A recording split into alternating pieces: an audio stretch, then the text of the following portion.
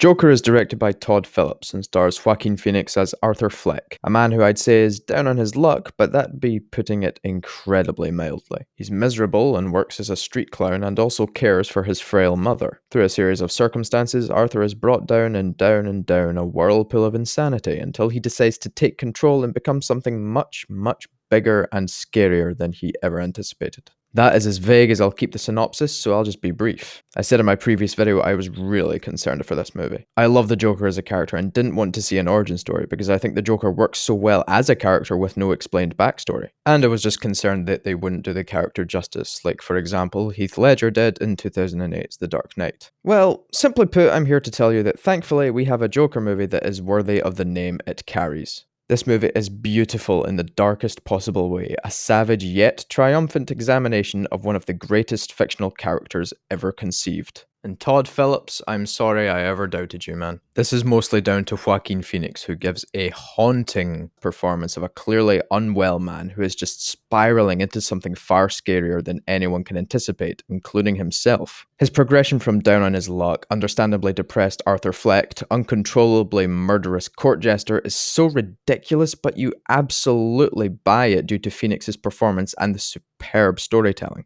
This movie is very much centered on Arthur. Other characters flow in and out of the story at the behest of the writers. None of them are wasted though, they all play into Arthur's progression significantly, like Zazie Beetz and Robert De Niro, in their own ways. You absolutely understand any decision that Arthur makes or any action he performs, and his laugh is suitably creepy too. This is an excellent Joker with an appropriately deranged backstory and miserable mental snap-inducing present. It's completely feasible how this guy could actually end up this way. It's obviously not just him though, there's a little bit more going on in Joker than just the Joker. He's placed against a backdrop of a failing Gotham City that is struggling amidst a series of crazy events that have occurred. These aren't detailed to a large degree, but are instead used to reinforce Arthur's motivations and inform the events that happen towards the end of the film, as the story starts to reach its climax. As I said, other characters do appear, but none of them are nearly as developed as Arthur. Visually, this movie is nice to look at. The colours are flashy when needed, but a lot of this colour scheme is dull for the first half, probably to play up Arthur's miserable existence. By the second half, more colours are introduced, which are also suited to the story's progression and the events that happen. Every scene is well lit and well shot, but they're all quite different.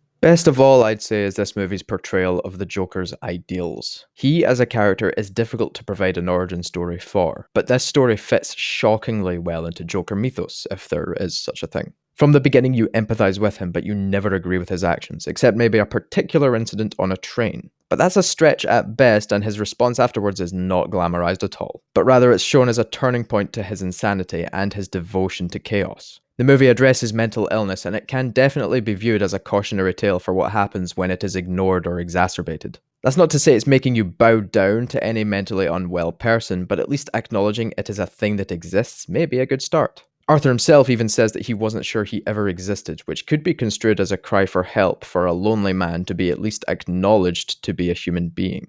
Thankfully, these ideas, or themes, are kept vague enough to inform the characters in the movie, and they can remain that way if you want to just enjoy a good film. And there are no meta comments about involuntary celibates or mass shooters of any kind to pander to Twitter mobs. Thank Christ for that. The movie does not glamorize anything Arthur does, but it also doesn't go overboard in making you hate him.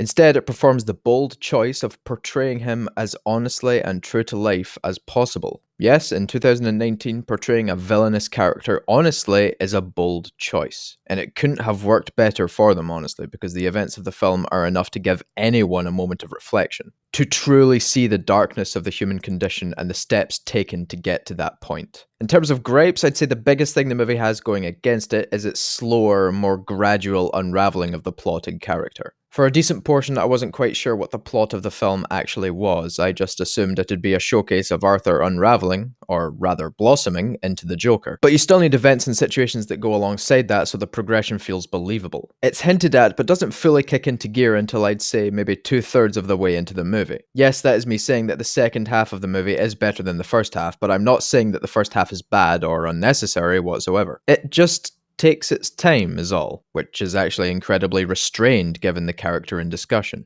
I could really go on, but I'd just be beating a dead clown, so all I'll add is that if you are a fan of the Joker character, a fan of dark movies, or a fan of, well, good, well-made movies in general, then buy yourself a ticket and go and see Joker. You'll leave the theater feeling strange and maybe a bit unnerved, and I could not be happier as a Joker fan that I left feeling that. This is truly the Joker standalone film we deserve and the one we desperately needed, for more reasons than one. If you're on the fence, then I'd recommend sitting through at least the first half to get into the meaty stuff, and if you're not into it by then, well, I'm sorry you wasted your time. If you've sat this long into my review though, then I would recommend liking the video, because clearly I'm doing something right. And that is the signal that this review is finished. Thanks very much for watching. I really did want to talk about Joker because it really is very, very good, and I like talking about things that are good.